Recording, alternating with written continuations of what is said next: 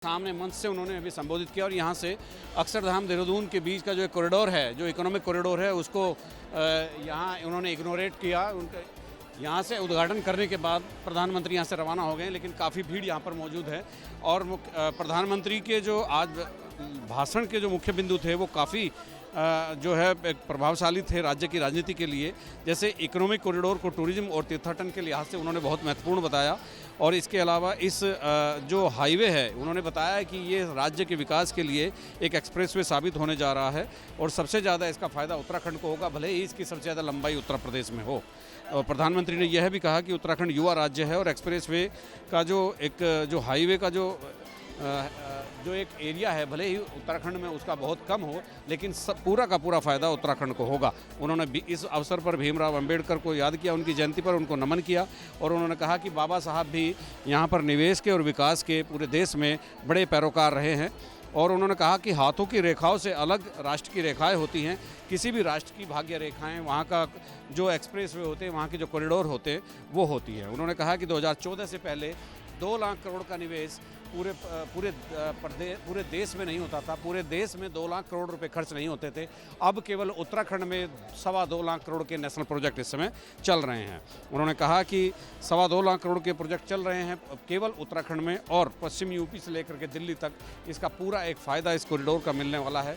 और उन्होंने एक नई बात भी कही कि कोई भी कॉरिडोर उम्मीदों की डोर होता है।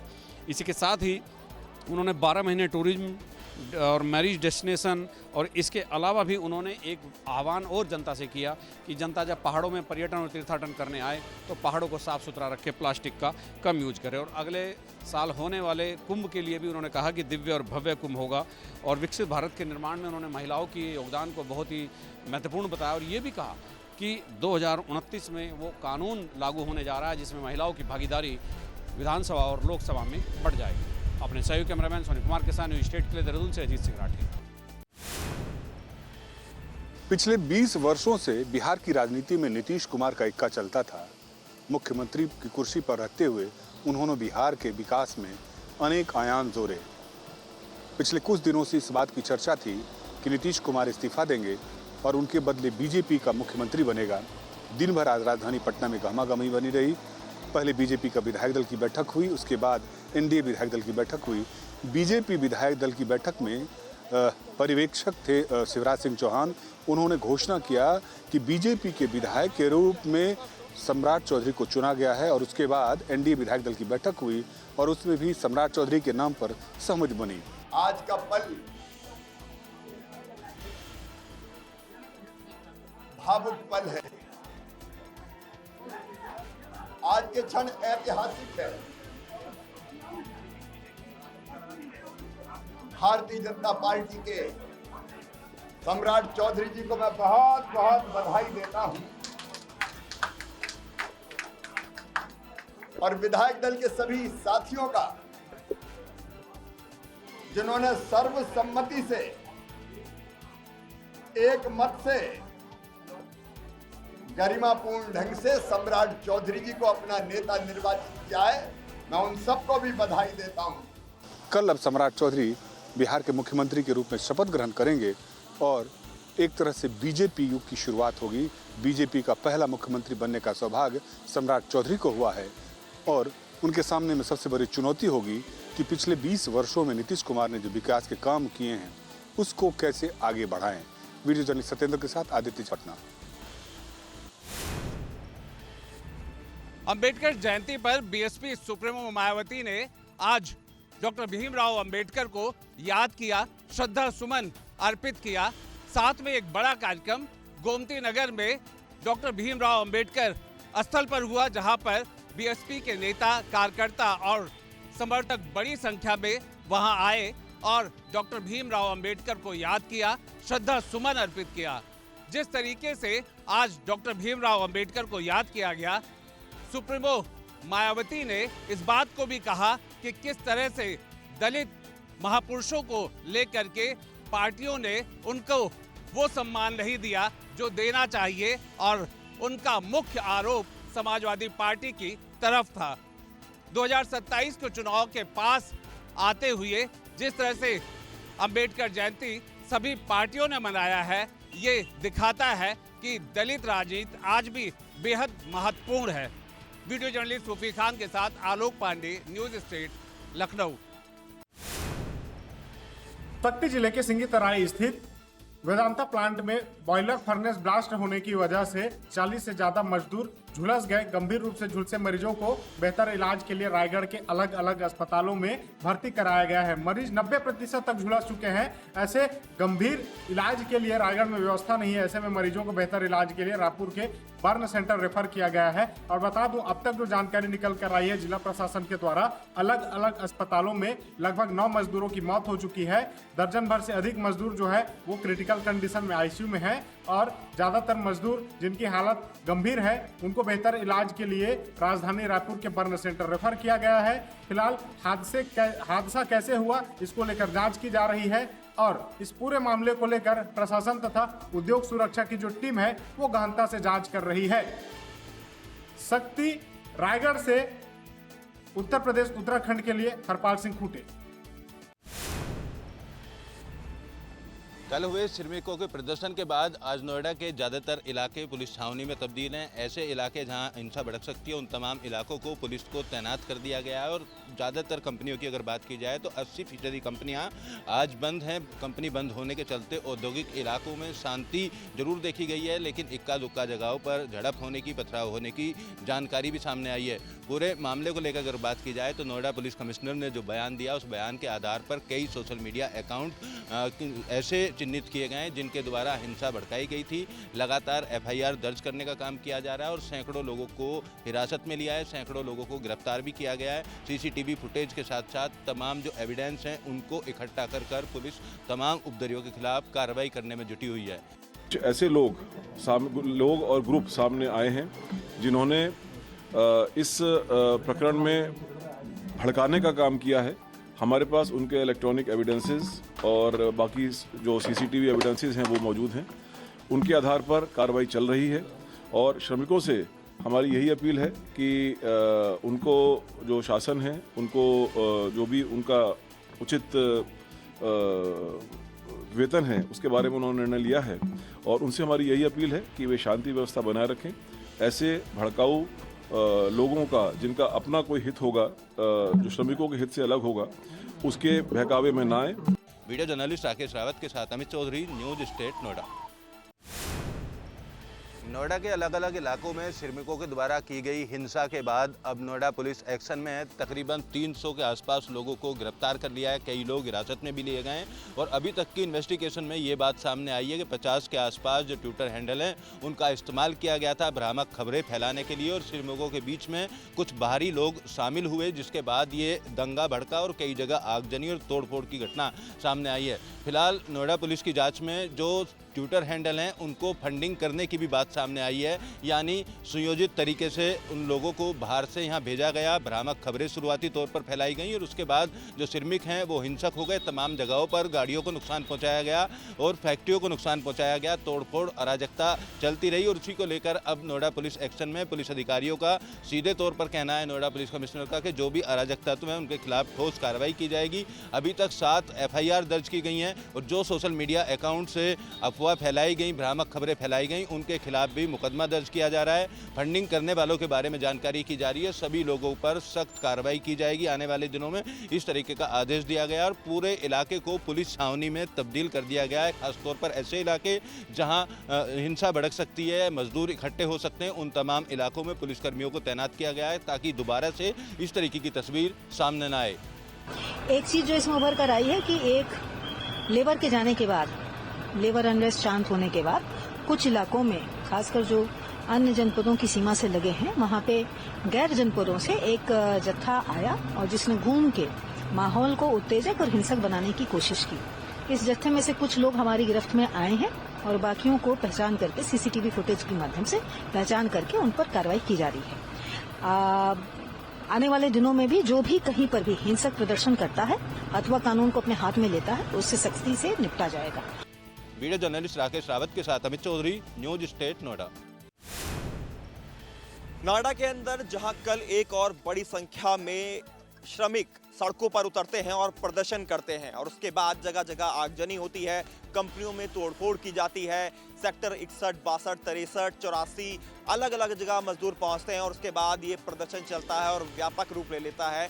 और ऐसे में जब आज सुबह की तस्वीर आप देखेंगे तो तस्वीरों में आप देखेंगे लोग तो आए हैं लेकिन कंपनियां जो हैं वो आज बंद हैं। और ये तस्वीर नोएडा सेक्टर 63 डी ब्लॉक की है। यहाँ पर तमाम लोग बाहर खड़े हुए हैं कंपनी के, लेकिन कंपनी बंद है। तो वहीं दूसरी तरफ पुलिस की गाड़ियाँ लगातार राउंड पर हैं, किसी भी तरह से लोग इकट्ठा ना हो। कल जिस तरह से प्रोटेस्ट देखने को मिला था वो आज ना हो, वो आज दोहराया ना जाए, इसका ध्यान दिया जा रहा है। साथ ही एक खुशखबरी वाली बात ये भी है, जो मजदूरों की मांग थी, जो लगातार वेतन वृद्धि की मांग कर रहे थे, उनकी वेतन में अब वृद्धि कर दी गई है। इस बात की पुष्टि भी जो गौतम बुद्ध नगर के डीएम हैं उनके द्वारा की गई है। जो समस्त जो प्रमुख मांग है श्रमिकों की उसको माना गया है एंड इसके साथ साथ जहाँ जहाँ श्रमिक ओवरटाइम काम करेंगे उसमें भी स्पष्ट निर्देश है इंडस्ट्रीज के लिए ओवरटाइम के लिए डबल वेतन दिया जाएगा। साथ में जो साप्ताहिक छुट्टी है वो भी रहेगी, अगर साप्ताहिक छुट्टी पे काम किया जाएगा उसके लिए भी डबल पेमेंट है। इसके साथ साथ जो वेतन है हर माह की 10 तारीख से पहले सभी के खाते में एक मुश्त पहुँचना है, इसके भी बड़े स्ट्रिक्ट और स्पष्ट निर्देश दिए गए हैं। समस्त इंडस्ट्रीज को ये बता दिया गया है एंड इसका इम्प्लीमेंटेशन भी किया जाएगा। साथ में जो यौन उत्पीड़न समितियां हैं ये हर जगह गठित होंगी, जिसकी अध्यक्षताएं जो है महिलाएं करेंगी। कल पूरी जगह पर नोएडा में तोड़फोड़ देखने को मिली, लेकिन आज लॉकडाउन जैसे हालात हैं, जो कंपनी पर लोग आ भी रहे हैं उन्हें वापस भेज दिया जा रहा है, ये कहकर के आज कंपनी में कोई काम नहीं किया जाएगा ताकि शांति व्यवस्था को कायम रखा जा सके नोएडा के अंदर। और नोएडा में चप्पे चप्पे पर पुलिस फोर्स को भी डिप्लॉय किया हुआ है ताकि अगर लोग इकट्ठा हो तो उन्हें इकट्ठा होने ना दिया जाए। वीडियो जर्नलिस्ट यश शर्मा के साथ हिमांशु शर्मा, नोएडा सेक्टर 63। आरजीएचएस में धांधली को लेकर मानसरोवर स्थित एक निजी अस्पताल के चिकित्सक को जब गिरफ्तार किया गया तो जो आईएमए है, इंडियन मेडिकल काउंसिल, उनकी तरफ से घोषणा की गई कि एक दिन के लिए पूरे राजस्थान में निजी अस्पतालों को बंद रखा जाएगा, यानी कि आईपीडी ओपीडी दोनों बंद रहेगी। कार्य बहिष्कार की घोषणा करने के बाद अगर जयपुर के निजी अस्पतालों में जाएं तो आज कुछ इस तरह की तस्वीरें दिखाई देती है, जहां पर रोजाना बड़ी संख्या में मरीज और उनके परिजन बैठे हुए दिखाई देते हैं। वहां आज कुर्सियां खाली है क्योंकि इन अस्पतालों के अंदर आज कोई भी मरीज नहीं आ रहे हैं, उनके परिजन उनको लेके नहीं आ रहे हैं, और अगर आ भी जाते हैं तो यहाँ पर जो ओपीडी का जो काउंटर है वो भी खाली दिखाई देता है, यानी कि आज उनको भर्ती नहीं किया जा रहा है। पूरे राजस्थान में कुछ इसी तरह की स्थिति बनी हुई है, जहाँ पर मरीज और उनके परिजन अस्पतालों में अपनी समस्याओं को लेकर बीमारियों के साथ पहुँच तो रहे हैं, लेकिन उनको आज इलाज नहीं मिल पा रहा। तमाम उन निजी अस्पतालों में जहाँ लोग पहुंच रहे हैं वो बिना इलाज कराए वापस लौट रहे हैं, क्योंकि वहां पर कुछ इसी तरह से खाली अस्पताल दिखाई देते हैं और काउंटर पर कोई नहीं होता तो वो वहां पर पर्ची नहीं कटा पाते, भर्ती नहीं करा पाते अपने मरीजों को और बिना इलाज के लौट रहे हैं। जो गंभीर बीमारियों के साथ भी अगर आज मरीज कोई आता है यहाँ पर तो उनको यहाँ पर भर्ती नहीं किया जा रहा है। सिर्फ और सिर्फ परिजन वही दिखाई देते हैं यहाँ पर जिनके पहले से आईपीडी में मरीज भर्ती हैं, उनका इलाज यहाँ पर जरूर किया जा रहा है। और सभी अस्पतालों की इस तरह की हालत है कि जो पहले से भर्ती हैं आईपीडी में उन्हीं का ही इलाज केवल किया जा रहा है। उसके अलावा नए मरीजों को ना तो ओपीडी में ला करके डॉक्टर किसी तरह का परामर्श उनको दे रहे हैं, ना ही आईपीडी के लिए नए मरीजों को यहाँ पर भर्ती किया जा रहा है। पूरे राजस्थान के आज इसी तरह के हालात हैं। कहना है आईएमए का कि अगर मांगों पर सकारात्मक बातचीत नहीं होती है, किसी तरह का पॉजिटिव नतीजा नहीं निकलता है तो आने वाले समय में इस हड़ताल को और आगे भी बढ़ाया जा सकता है। और दूसरी ओर आरजीएचएस की स्थिति ऐसी है कि जब तक उसमें पॉजिटिव रिजल्ट नहीं आते हैं, सरकार के साथ सकारात्मक वार्ता नहीं होती है, तब तक आरजीएचएस की जो ओपीडी आईपीडी फार्मेसी है उसको तो अनिश्चित काल के लिए बंद रखा जाएगा।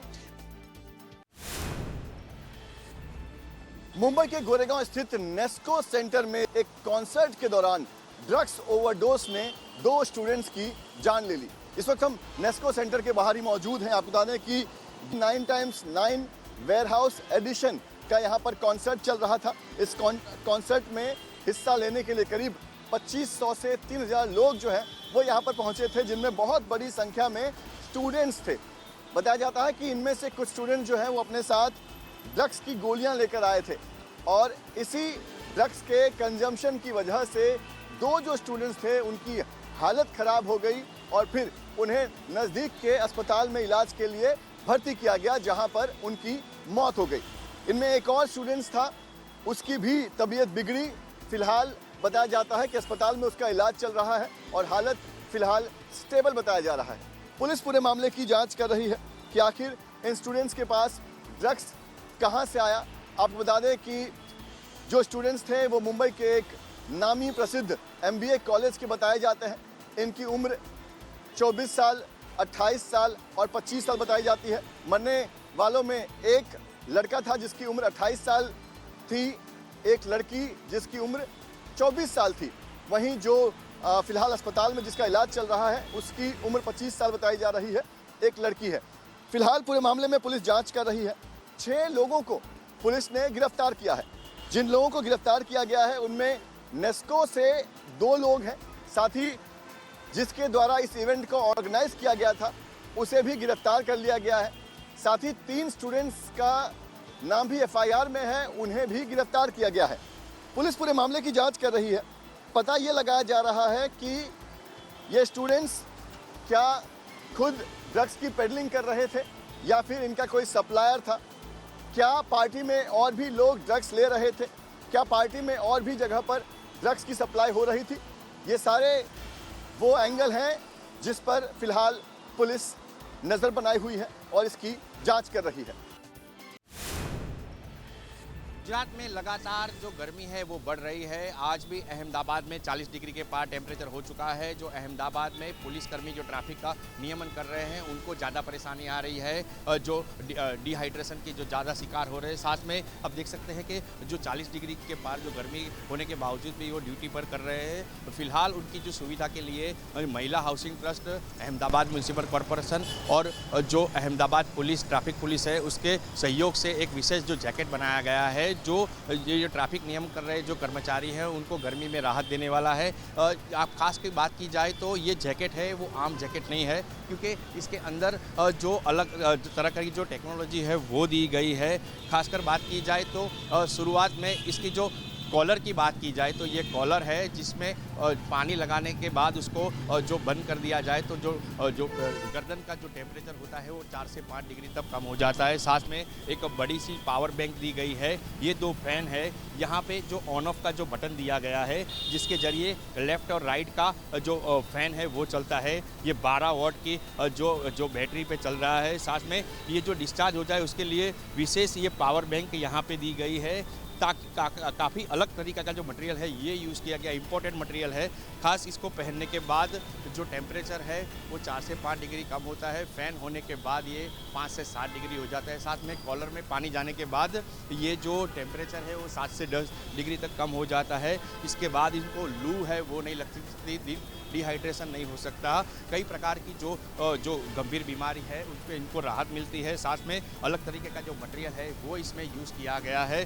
फिलहाल ये जो जैकेट है वो चालू होने के बाद यहाँ पे आप देख सकते हैं कि फ़ैन है वो दोनों चालू हो चुका है, पूरा जो एयरटाइट हो चुका है, जिसके बाद ये हवा है वो अंदर सर्कुलेट होती है, पसीना कम होता है और जो ट्रैफिक नियम में जो मुश्किलें आ रही है उसमें उनको राहत मिलती है।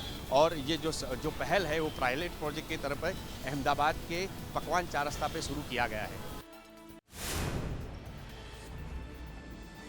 अमेरिका, इजराइल और ईरान के बीच करीब 40 दिनों का जो युद्ध चला, जो तनाव चला, उसके बाद एक बार के लिए सीज फायर ज़रूर हो गया। लेकिन एक्सपोर्ट की बात की जाए, राजस्थान में जो मसालों का एक्सपोर्ट होता है वो अभी भी शुरू नहीं हो पाया है। जो मसाले कारोबारी हैं उनको पूरी तरह से रेट उनके मसालों की नहीं मिल पा रही है। इसके चलते बाज़ार में कुछ ऐसे आइटम हैं जो कि इन दिनों सस्ते हो गए हैं, जो कि मंडियों के अंदर कम रेट में बेचने पड़ रहे हैं, क्योंकि एक्सपोर्ट नहीं होने की वजह से बड़ी संख्या में कहा जा सकता है कि उनका स्टॉक हो गया है। जो मंडी में काम करने वाले लोग हैं उन्होंने ज़्यादा कट्टे खरीद लिए हैं, ज़्यादा सामान खरीद लिया है, क्योंकि इन दिनों ये सस्ता मिल पा रहा है। वजह साफ है कि जो माल बाहर जाता था, दूसरे देशों में बिकने के लिए जाता था, वो एक्सपोर्ट नहीं हो पाया, तो उसका फ़ायदा यहाँ जो मंडी के अंदर ला कर के जो खुले में बेचने वाले हैं उन लोगों को फ़ायदा मिल पा रहा है। लेकिन बात की जाए किसानों को तो उनको पूरी तरह से प्रॉपर रेट नहीं मिल पा रही है, क्योंकि माल काफ़ी ज़्यादा संख्या में था, काफ़ी उत्पादन जिन चीज़ों का हुआ वो एक्सपोर्ट नहीं हो पाया और उसी वजह से मंडियों में कहा जा सकता है कि उसके अंदर जो रेट थी उसमें गिरावट आ गई और उस कम रेट के अंदर फिर जो मंडियों के अंदर जो बेचने वाले जो कारोबारी थे उन्होंने उसको खरीद लिया। दो मार किसानों पे पड़ रही है। पहली तो जो बारिश हुई उसकी वजह से काफ़ी पैदावार थी वो ख़राब हो गई और उसी की वजह से मिर्ची जैसे सामान है वो महंगे हो गए, क्योंकि मिर्ची और धनिया जैसे सामान है वो मिल ही नहीं पा रहे, मंडियों में काफ़ी कम पहुंच पा रहे हैं। जो बड़ी संख्या में पहुंचते थे उनकी काफ़ी संख्या कम हो गई है, कहा जा सकता है पैदावार कम होने की वजह से। और दूसरा कारण युद्ध, जिसकी वजह से जो एक्सपोर्ट होना होता है वो एक्सपोर्ट नहीं हो पा रहा और वो सारा माल मंडियों में आ गया है और उसको जो किसान है उनको कम जो लागत है, लागत उनकी ज़्यादा थी लेकिन उनको कम मेहनताने में जो रेट मिल पा रही है उसी में बेचना पड़ रहा है और उसकी वजह से कई जो कारोबारी हैं उसका स्टॉक भी कम मूल्य पे खरीद के कर रहे हैं और उसको फिर जब मूल्य बढ़ जाएगा तो उसको आसानी से फिर बेचने में वो कोशिश करेंगे। तो इस तरह की कहा जा सकता है कि मंडियों के हालात हैं जहाँ पर युद्ध का असर, भले ही तनाव वहाँ पर कम हो गया है, सीज फायर हो गया है, लेकिन आज भी राजस्थान की मंडियों के अंदर स्थिति देखी जा सकती है कि जो युद्ध चला था, जो तनाव चला था, उसका असर आज भी इन मंडियों में मौजूद है। अब से डीडी फ्री डिश की चैनल नंबर 57 पर देखिए न्यूज़ नेशन।